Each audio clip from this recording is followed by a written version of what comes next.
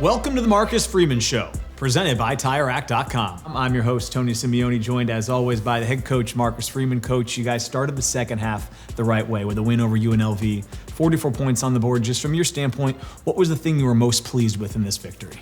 Well, I think the challenge we had for our team was have a sense of urgency, come out of the gates and let's play the way we know how to play. And to come out and score the first series, to get a stop, it was what we needed to kind of get the momentum and get our confidence where it needed to be. And I think in the first quarter it was 20-something to 7, and that's the way we need to start the game. And we finished the half well, and then second half we need to improve a little bit, but it was a good confidence builder for this team as we prepare for 2 big games coming up. First half of the year, maybe at home, things haven't gone the way you guys have wanted to. Just how satisfying was it to get a nice, comfortable win at home in this one? Yeah, I said this before, but this place is special. Playing in Notre Dame Stadium is something we don't take for granted, and I don't love the narrative that we don't play well at home. This is our advantage, and so we needed to do that for us, for our fans at this place, to make sure that we perform the way we're supposed to here at home. Coach, appreciate it. We'll step aside, and when we come back, we'll break down the entire victory. It's on the Marcus Freeman Show, presented by TireRack.com.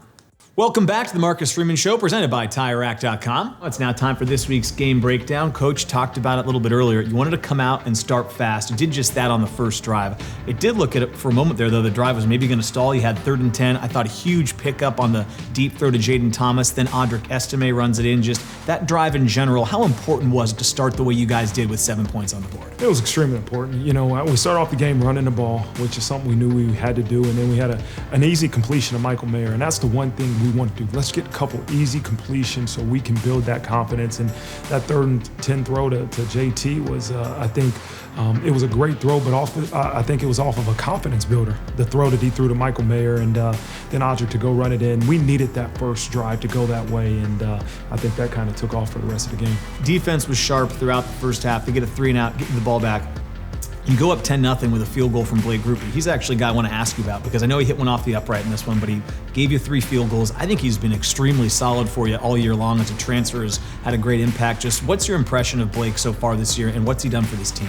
Yeah, Blake's been really good. And again, you want everybody to be perfect. You want Blake Grupe to be perfect, and he's not, but he's been playing really well.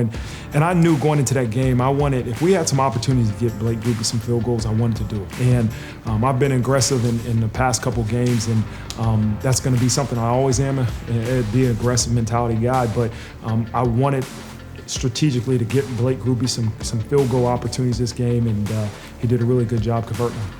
Defense, again, gave you a great chance to bring the special teams unit out. You blocked a kick last week. This week, again, you block a kick early. Isaiah Foskey gets through. Special teams, I think, this year has been a strength. You just talked about Blake. Coach Mason's come over and I think really brought what he had at Cincinnati over here as well with all those block kicks. What's impressed you about the way specials have affected games throughout the year? Well, I think it starts with Coach Mason and the mentality, the way he's teaching, and then the execution of his groups. And it's been really good to see. I think it's a buy-in from the entire program of how important special teams are. You got somebody like Isaiah Foskey on your punt block unit. You know what? He's our starting defensive end, a guy that's going to be in the NFL next year, but he's on special teams. And that's a philosophy we have from the top down, is our best players will be on special teams, and to see them go execute and really dictate a game. To have 2 block kicks and then the next kick wasn't a far one. I think we gave the ball to our offense in plus territory. That's impacting the game on special teams in the battlefield position, and they're doing a great job. You took that first block punt and had that great field position, only took 2 plays. Michael Mayer makes the catch, scores a touchdown. I think every week now we're going to have to come up with a new word to describe Michael Mayer. 6 catches, I think it was for 115, the touchdown. Almost had another one that came off the board. He had the one-handed catch. We're getting to the point, I'm running out of words, so I'll ask you, what's the word that comes to mind this week when you think about Michael Mayer? You can use freak, you can use unicorn, you can use, he's just a talent, man. He is a unique individual that is playing at such a high level, playing confident. He's practicing well. I said that before. But, man, anytime your best player, and everybody knows that your best player continues to make great plays like Michael Mayer's doing, it's helping your entire team. So I would definitely use the term unicorn right now, for sure. We'll go with unicorn going forward. I'll check back next week.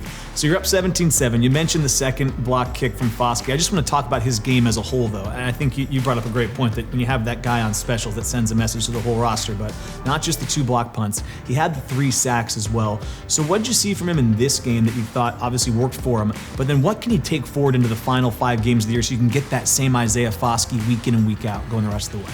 Well, I think this is the first time in my career I've had the defensive player also be the special teams player of the game, and you know, it's awesome for him. He can be a dominant football player like he was on Saturday, and that's what we're going to need from him. We have a huge challenge coming up. The tackles from Syracuse are good football players, and we're going to need Isaiah Foskey to be dominant, and he can be on multiple different phases, and we're going to challenge him every week to play at that level. What has impressed you about Clarence this year, and how big was that play for your defensive momentum in the first half? It was huge. You know, Lou's a guy that obviously started all last year, and this year came in as your boundary corner, now is playing some nickel with Tariq Bracy-Hurd, and so we needed that.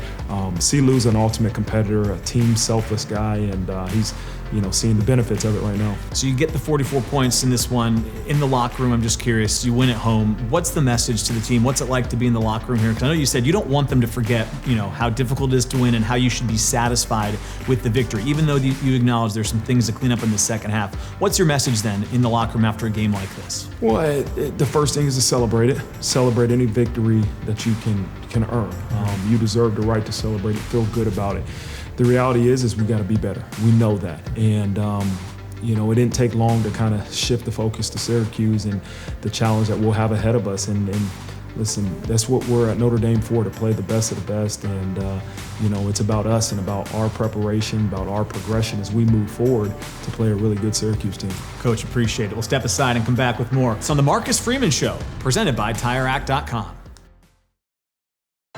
So Logan, you guys picked up the big win against UNLV, 44 points for the offense. Just from your standpoint, what was the biggest key for you guys in the victory? The biggest key for us probably was to come out and execute early, We had an emphasis of the whole week of urgency and, coming out fast, starting strong, be able to play home in front of the fans, we want to feed off the energy, start right away. And I feel like that had a big impact on the game, us being up early. I was going to ask you, what's it like running behind this offensive line, especially at this point in the year? It feels like they're really starting to come together just as a back. How nice is it to run behind those guys? It's beautiful, man. Like when you get the ball and you already run into a line of scrimmage and they already set it back 3 or 2 yards. It's like, all right, so now all I got to do is just, get 3 more, get 4 more. And, they do a very good job of, creating a wall and most importantly, they do a good job of trusting each other. They have a lot of chemistry. I mean, when you see the line in the locker room or eating, they're always together. Man, they do everything together. They go eat together. They go to the training room together. They lift together. It's everything. It's a real unit, and it's starting to show on the field. Something you brought up that I'm curious about, I was going to ask you anyway, is an area of your game you think you can improve. You said you had a great performance, but you thought you left some yards out there. So when you go watch the tape with your coaching staff and you evaluate yourself, what are the areas of your game you're hoping to take up a level here in the second half of the year? I want to continue to stay disciplined on my reads. As a running back, you get tired, you get fatigued, and sometimes you start doing your own thing sometimes. But if you want to be one of the best at what you do, you always have to stay disciplined, always have to stay detailed, and you got to be dependable all the time. So I just want to continue to capitalize on all my reads, and if there's a hole there, then I need to hit that hole because, that turns from a 3-yard gain to possibly 10, 11-yard gain. And, these big gains help the team, continue to move down the field and get close to a touchdown. I want to ask you about Notre Dame off the field. When you were making your decision to come to school and also play football, just what about this place drew you here? So I went to public school my whole life, and then I went out of my comfort zone and went to Archbishop Rummel, and that's an all-boys school. So, I felt like me getting out of my comfort zone was always going to challenge me, to become better as a man and, as a student too. So I feel like me coming here would, continue to push me to, not stay complacent, and just go seek what life has, So I want to, get up out of Louisiana, go see something different. How has this place done that then? What are the things that have happened since you've been on campus that have either taken you out of your comfort zone and given you those opportunities that you thought you'd have coming in? I would probably definitely say school, School is Notre Dame is school. Like, if you want to come play football and that's it, then Notre Dame's not the place for you. Like, they're the definition of a student athlete. And I would say probably the people, man. Like, the relationship that I built with my teammates and just the staff and the faculty, everybody around the Goog and just around this campus, like, people are just so genuinely nice here. And, I love that. Like, there's never, like, any negative energy around. Big weekend coming up. You guys are going to go to Syracuse. Obviously, it's going to be a great environment in that dome. I'm sure it'll be plenty loud. What's the focus for you guys as you get ready to go take on that opponent? We need to stay here, We need to keep on going up, back against the wall. Only way you can go is forward. And, we just got to continue to stay together and continue to work hard at practice and, trust our coaching. Matter of fact, like, most importantly, trust what the coaches have. I mean, they're going to put you in the best position to succeed. And, we do what we need to do, then we're going to go out there and we're going to try to handle business. Logan, appreciate the time. Thanks so much. No problem. When we come back, we'll go inside the play with Irish Intel on the Marcus Freeman Show, presented by TireRack.com. It's now time for this week's edition of Irish Intel. Coach, let's go inside this touchdown to Michael Mayer. Looks like he's going to have single coverage, and I know that if that's the case, you guys always want to try to find him. Just talk me through the progression on this play. Yeah, it looks like we're getting a one high coverage here. And again, you got Michael Mayer one-on-one. And anytime you get Michael Mayer one-on-one, you just try to put the ball in the realm of him where he can go and make a play. And this is a tough catch. People don't realize how tough of a catch that was. Michael Mayer tends to make things look pretty easy, but this was a difficult catch for him, and he executed and found a way to get in the end zone again. When I watch him run a route like this, I mean, this is elite level route running you can see from a lot of wide receivers. You don't often see from tight ends. Just how special is he when he does run these routes at this level? Well, I think it's what makes him special. Coach Parker, the tight ends coach, has a wide receiver background, Coach Wiles for a long time. So I think it's really enhanced Michael Mayer's route running. But he does a great job here of stemming the guy has a man-to-man coverage vertical and then breaking off what creates that separation. So he's becoming really elite with his route running as well as the multiple other things that he does well. All right, Coach, so here on third down, you're going to pick up the sack. You get a lot of pressure in the backfield. It also leads to a block punt on the next play. So just tell me how you guys do get into the backfield and get this sack. We've been playing a lot of man coverage on third down, but here we changed it up, played a little zone. And what you do is you see the quarterback has to hold the ball. You go man, man, man, then all of a sudden you change it up with some zone. He holds the ball, and the pressure gets home. We do a good job of setting some picks for JD to come around. He does a great job coming around nice and tight, and he makes a play. But I think it's all starting with the coverage aspect of it to get the quarterback to hold the ball, and we can go make a play. Okay, Coach, Mitchell Evans is going to get the touchdown here on a tight end sneak. I know you guys ran this play a little bit earlier in the drive to extend it. Explain to me what the concept is and how it gets executed. Steve Angeli gets the Oscar for the best acting job of acting like he's looking to the sidelines to make a correction or to make a different play call. Mitch kind of sneaks in there and does a great job of handling the snap. You got to do a good, that's where it starts at, handling the snap, and then the surge from the offensive line going forward. All Mitch has to do is fall forward, and it starts with the offensive line and getting that forward surge. Coach, this is the final touchdown of the game. You get Braden Lenzy and his hands on the ball. When you can get him in space, he can obviously be very dangerous. So explain to me how you get him into the end zone here. Well, the play before this, I think we ran another inside run, and so the defense started to pack it in tight and try to take away the inside run. So we wanted to get the ball on perimeter and use Braden's speed, and a really good job blocking out there on the edge. But Braden outruns one of the defenders and uses that speed that he has and is able to find a way to the end zone. When we come back, we'll have more on this week's edition of the Marcus Freeman Show, presented by TireRack.com. Welcome back to the Marcus Freeman Show, presented by the experts at TireRack.com. It's now time for this week's Look Ahead, where we highlight Notre Dame's upcoming opponent.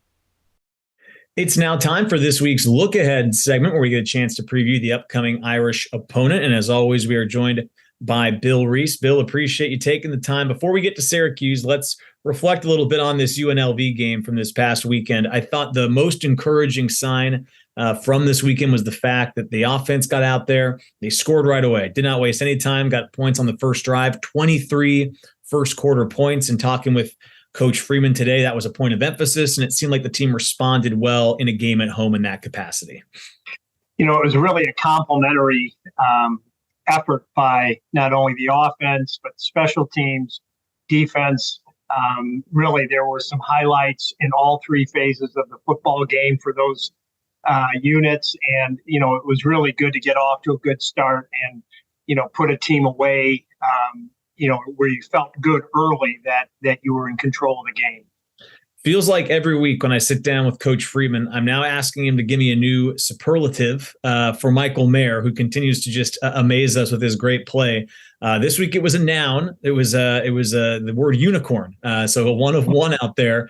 He made that amazing one-handed catch, had a touchdown almost that was taken off the board. So his numbers could have been even a little bit better had he been able to hold on to that one. But just this guy every week. I mean, just when you think he can't get any better, Bill, he's raising the bar every single week. Just how fun is it to watch him up close and personal? Well, the fans should really enjoy it because he's on a record-setting year, and he's just so competitive. He makes things look easy at times. He's really elevated his entire game in terms of running routes, catching the ball, blocking in line, blocking on the move. He's a rare talent. He was when he set foot on campus, and he's going to leave here, a highly decorated football player.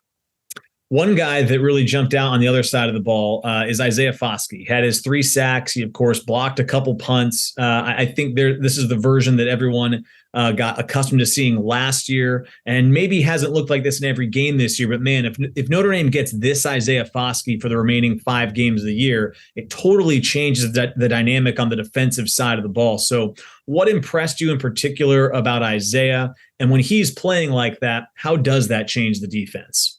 Well, whenever you can have a pass rusher just dominate the game like he did, it really turns the game around, and it makes the secondary's life a lot easier. The quarterbacks are under duress.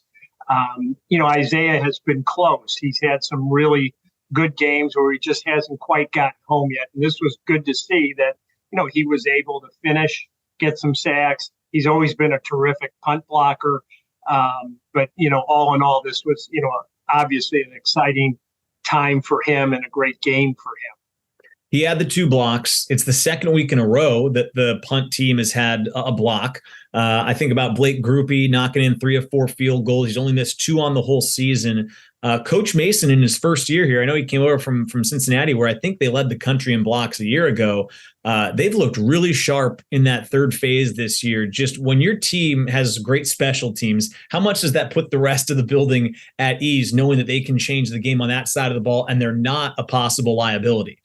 Well, it's become a weapon for us. And, the point of emphasis to put pressure on the punter, Coach Mason talked about it from the first day that he came here, and it's really paid off in a lot of different ways, from punt blocks to affecting the punter to having, good punt returns. So that's really been a phase of our team that has really taken a big step forward.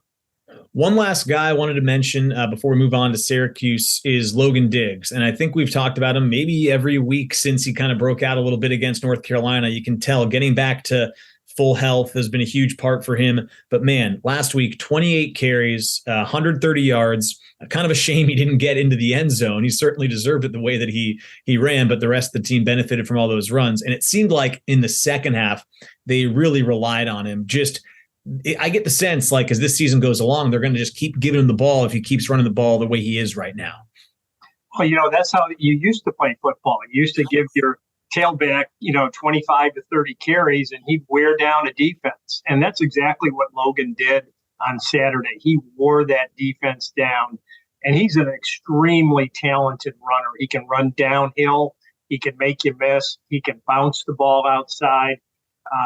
He's exciting to watch. And like a lot of running backs, the more touches you get, the more comfortable you feel, the more you get into the flow of the game, and the more you could take over a game. And Logan has that ability. The last thing I wanted to ask about him, just before we move on, because I asked him a question. He was our interview this week on the show, and I asked him about 28 carries for 130. I was surprised. He did not seem like he was satisfied. He said he watched the film. He thought he could have had closer to 200 yards. When you hear that from a player, that they're not satisfied with a performance like the one that he had on Saturday, what does that tell you about the mentality that he has going into the rest of the year? Well, he knows he probably left some yards out on the field, and he's competitive, and he wants to be perfect when he's carrying the ball and find every hole, every piece of daylight. And when he does, he's going to be even more dangerous. And again, he has not had a lot of reps. I mean, he's been injured. He's kind of had to work his way back into the rotation. There are two other very talented backs in the backfield. So this was really his first game where he had, extensive carries and he responded obviously very well.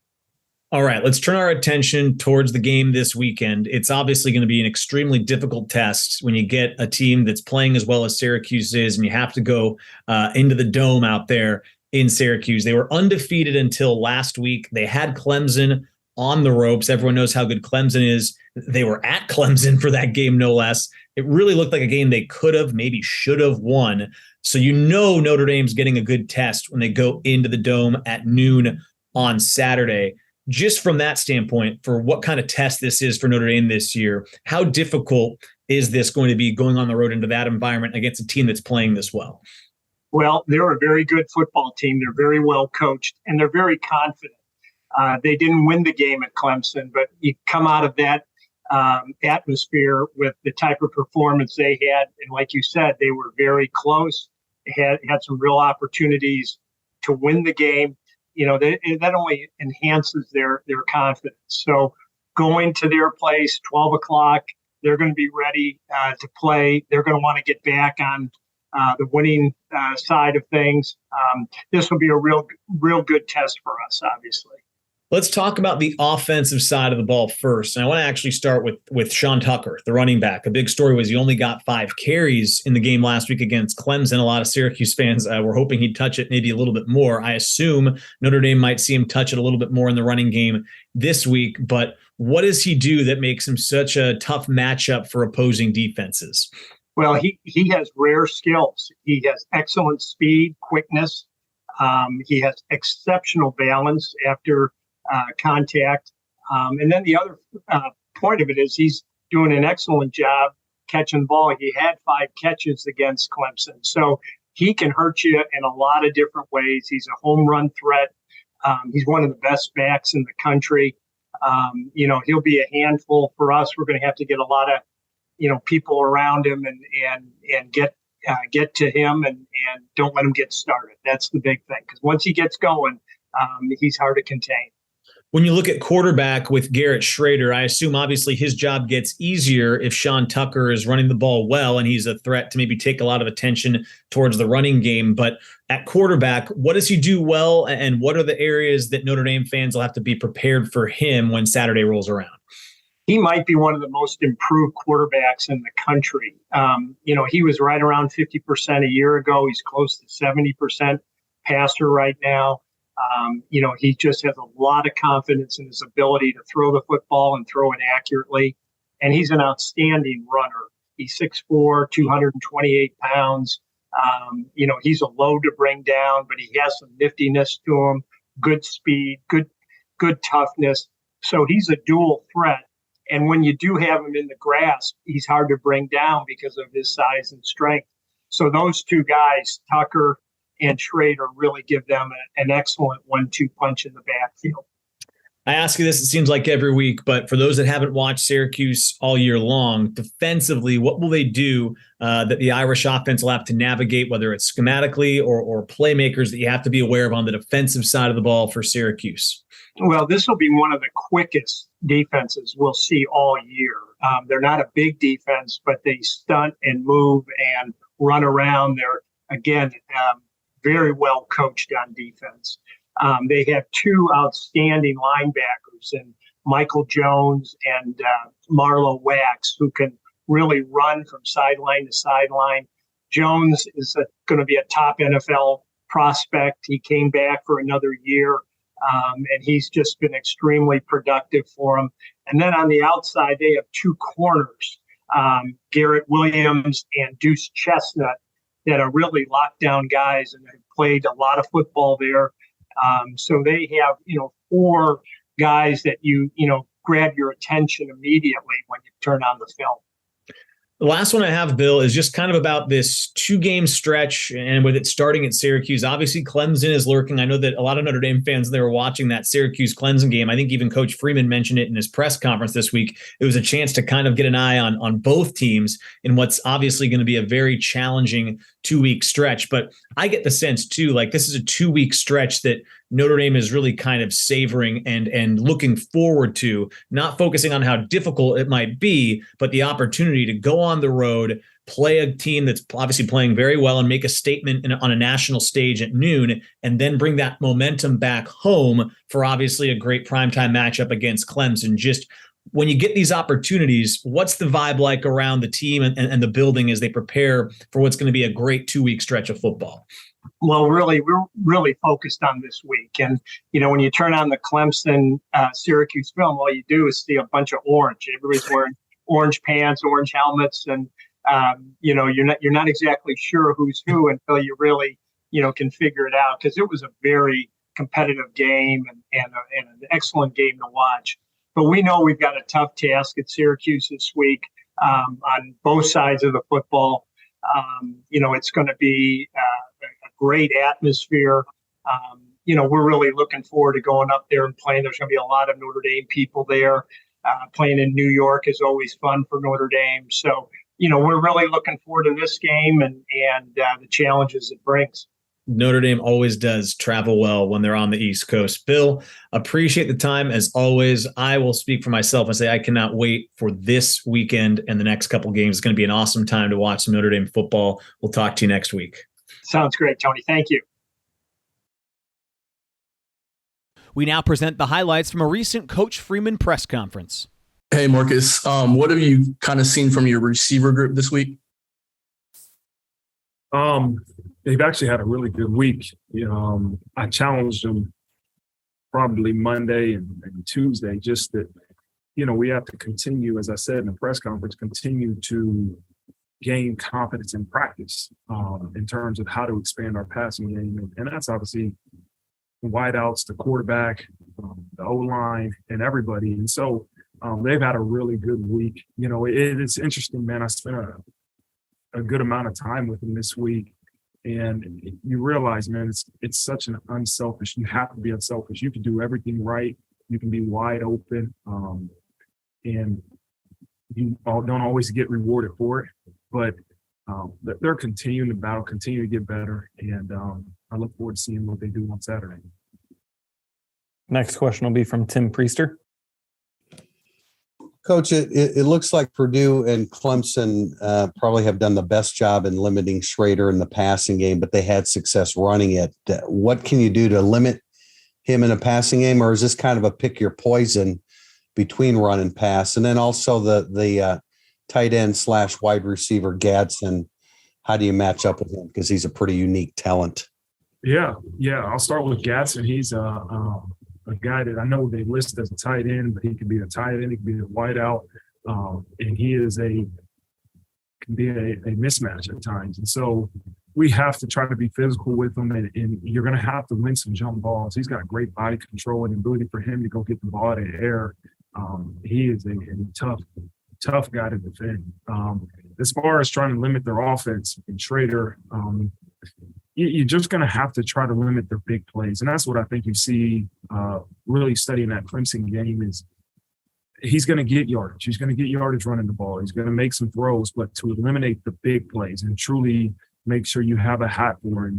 And you have to be physical with him, and you have to try to, make physical tackles on him. But he is a talented football player that you can't just say, hey, we got to stop him from running because he can throw the ball well, and you can't just play 8-man drops because he's got the ability to run the ball, and they got the ability to run the ball with Tucker. And so it's a really good offense that's going to present a huge challenge for our defense. Next question will be from Tyler Horka. Hey, Marcus, the NCAA obviously released some updated guidelines for NIL and what you guys can do with your players in that space. I'm just curious what those updated guidelines meant to you when you read over them, and if you kind of plan on changing some of the things that you've already been doing in response to what they said yesterday. Yeah, I haven't had a chance really to look over it. Somebody had mentioned to me that the NCAA said that coaches are now allowed to maybe do things with collectives, and that was the gist of what I got. And my focus went right back to Clemson, and that's not, Syracuse, and that's something that we'll deal with after the season. Right now our focus is on prepare for Syracuse and trying to win this game. But if there's any way to help our student athletes, I'm all for it. And part of it is working with the collective to help raise money. I'm all for it. Next question will be from Eric Hansen. Hey, Coach, a little bit off the beaten path. I remember Tyler Buckner's recovery time, I think, took you completely out of the season and into January. I'm wondering if that timeline is still firm or if there's been progress where maybe that could be moved up. The other thing with that is, what's he able to do to develop his game now? Is he able to do any drills with his throwing shoulder, since that wasn't the one that was injured? Yeah, he's not able to do many physical drills. Right now, even with his throwing shoulder, I know it wasn't surgically repaired, but it still affects the other shoulder, and he hasn't been released to run as of today yet. But I think here soon, he's going to start progressing. And again, it was a 4 to 5 month recovery, which puts us somewhere in January. And right now, I've been told nothing otherwise with that. What can he do to continue to enhance and prepare is he's doing a really good job in meetings and continue to keep his mind sharp. Mentally, be another set of eyes for Tyler, be a voice for Tyler. But again, the ability to study the game and the ability to mentally stay sharp is something that you can't get enough of, and he's doing that. Reminder to use the raise hand function to ask questions.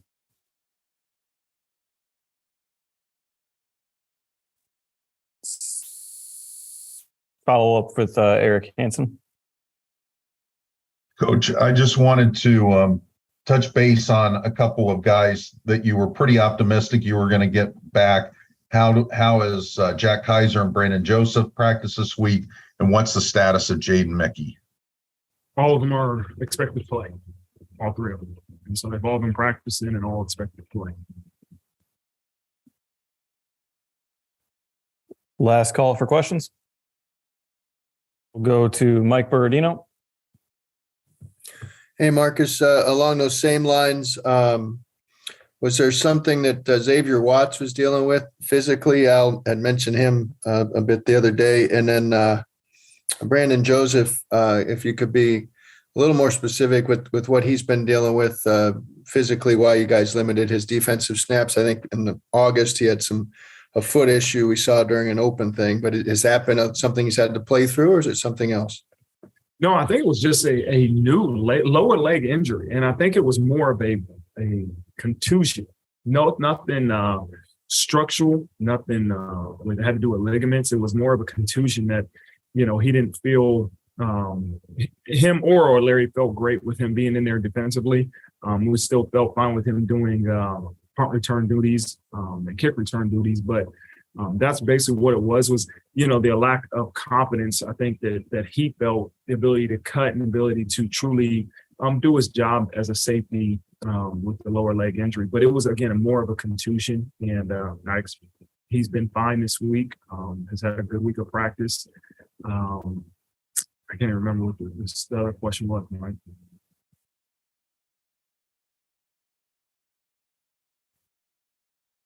Mike, will I elaborate on that one quick? Oh, sorry. Xavier Watts came up the other day as somebody with maybe a physical issue. Yeah, I can't, off the top of my head, I cannot remember what Xavier Watts. He was banged up. He didn't miss practice, so it obviously wasn't too big of an injury. I wish, Mike, I really can't remember. Usually I'm not trying to hold any secrets from you.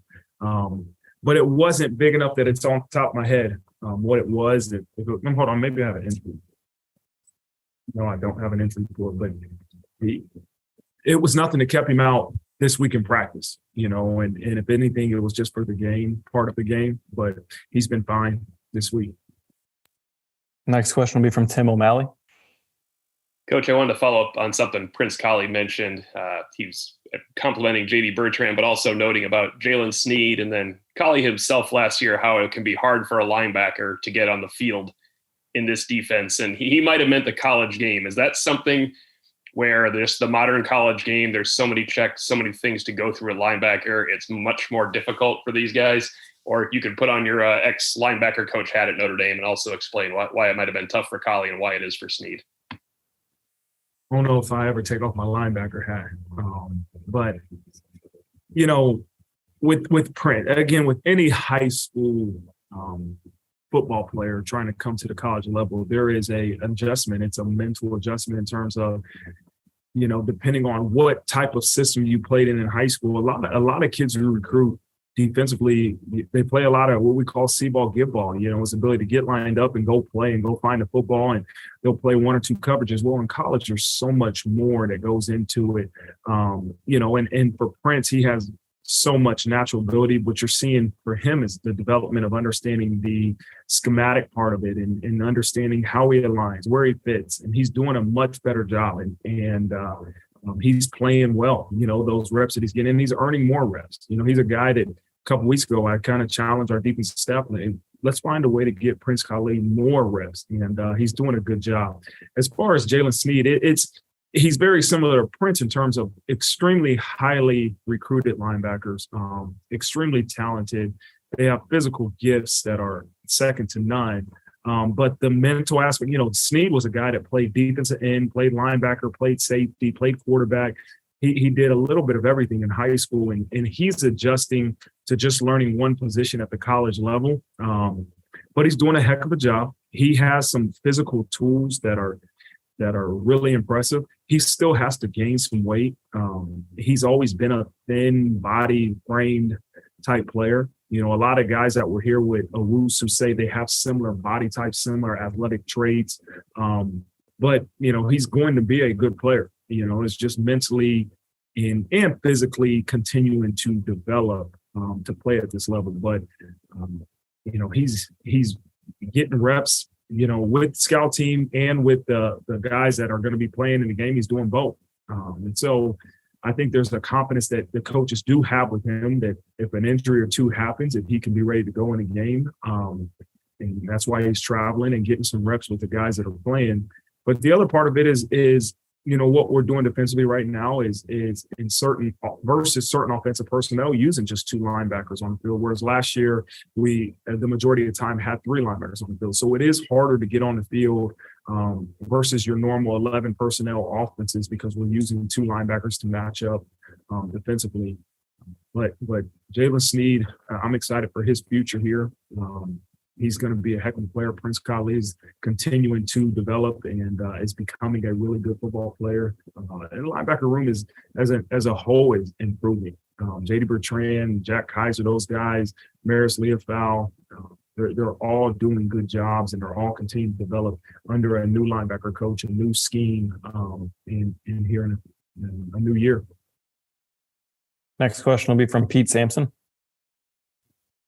Marcus, I'm sure that every program in America wants to block a bunch of punts, but why are you guys good at it? And specifically, why is Brian Mason good at sort of sniffing out ways to do it? Well, I think it's the ability, one, to be aggressive. You can't block punts without rushing the punter, and rushing the punt team. And so Coach Mace is an aggressive aggressive person. He finds different ways to attack punt protection. But also, with that comes at times you can be vulnerable to a fake, and he does a good job of finding different ways to make sure we are protected against a fake. And that's my only thing as a head coach is let's be aggressive. I want to be aggressive, but also don't want to get the ball faked against us. And so some people might say you can't do them both, but I believe you can. And what you've seen is an aggressive punt block unit, but also the ability to deter some teams out of trying to fake it against us. And so it's a mentality one. They really work on the technique of blocking punts. Coach Mason does a spends a lot of time of talking about there's a technique to it. It's not just rushing back there, becoming free and finding a way to get your hand on the ball. There's techniques to where you're placing your hand, and he's a heck of a coach, and the buy-in from that punt block unit has been really good. We'll go next to Sean Stiers. Hey, Marcus, if you could put your defensive hat back on again, I guess, for a second. I'm curious, you've obviously been affected a couple of times by the targeting calls this season, and almost obviously affected again last week. As a defensive guy, your thoughts on the rule in general, specifically the ejection part of it. Does it accomplish what it's intended to accomplish, or is it too much? I think every year NCAA football is trying to find a way to do what's right in terms of the safety of the game, but also what's right for, the judgment of the player, and was it intentional, and how do we correct the technique of tackling without, also just throwing every kid out of game. And so the ability now to go back and review it and say, hey, was the defensive player's head down? Was he hit with the crown of the helmet? Where was he targeting to? It is not black and white as much as I think I want to believe, and some of us want to believe is black. It's not. But we have to continue to coach it. Because we don't get to implement the rules. We have to obey the rules. And part of that is trying to coach our guys to make sure they understand the strike zone, where they're aiming at, but also understand that the offensive players can lower their bodies to put their head in the strike zone. So when we tackle, you got to make sure you practice tackling with your head up, which isn't something that's always natural for guys. Guys are if you're in the strike zone and your head's down, they're not going to call it on you, but it doesn't mean it's right. You got to continue to practice tackling with your head up. And it's so easy to say and so difficult to do. And I played the game. I understand how difficult it truly is to tackle with your head up. That's how you're taught as a kid, heads up football, heads up tackling. But it's hard. It's difficult. It's a habit where guys that tackle, they tend to put their head down. Not to lead with the crown, but it's just a natural body instinct. So we have to continue to rep it in practice and continue to try to teach our guys of how to tackle with your head up, but also understand where that strike zone is. And J.D. Bertrand is a physical football player, and that's what makes J.D. Bertrand a really good linebacker and a good defensive player. But J.D. Bertrand isn't a good player for us on the sideline. And so he's a guy that we've been working with tackling physical. He's a physical guy, tackling physicality, using physicality, but also trying to continue to keep your head up and understanding where those aiming points are. But again, as I said, it's easy to do on film. It's easy to show him, hey, this is what you should do. But you're talking split-second football. As a former defensive player, it's difficult to always accomplish them. Welcome back to the Marcus Freeman Show, presented by TireRack.com. All right, Coach, this next stretch of 2 games, I think, is one that excites all Notre Dame fans. Let's start with the first one, going on the road to Syracuse. It's obviously going to be a huge game for them. It's a huge game for you guys. Awesome environment we expect in the Dome out there in Syracuse. So what's the biggest key for you guys as you get set for this game? I've watched a couple games of them. They're a really good defense, one of the best in the country right now statistically, and their offense is so explosive in terms of their quarterback, their running back.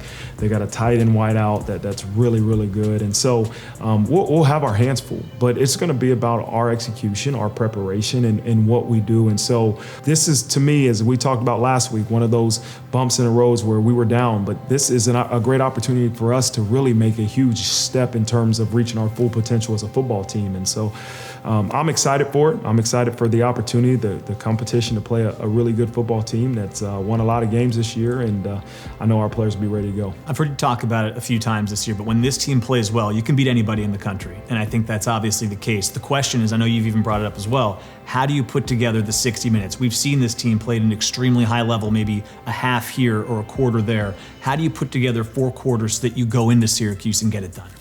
I think it's I'm going to use this word again, is having that sense of urgency, but to do your job one play at a time. And every single rep, every rep matters. And it's a coach's job to make sure they get their job done every single time they're called upon. And so we as a program have to have a sense of urgency to not just say, okay, we're going to get better and better, but let's get better now. And let's correct any mistakes we have right now in hopes that, hey, as you go into a game, you're playing 60 minutes of execution. And it will start in practice. It will start in practice and make sure our sense of urgency is where it needs to be. And then as we go into the game, it's one play at a time of one play of execution, then move on to the next one, next play of execution. So that'll be the challenge. Coach, appreciate it. Looking forward to watching your team on the road next week. Thank you. That'll do it for this week's edition of the Marcus Freeman Show, presented by TireRack.com.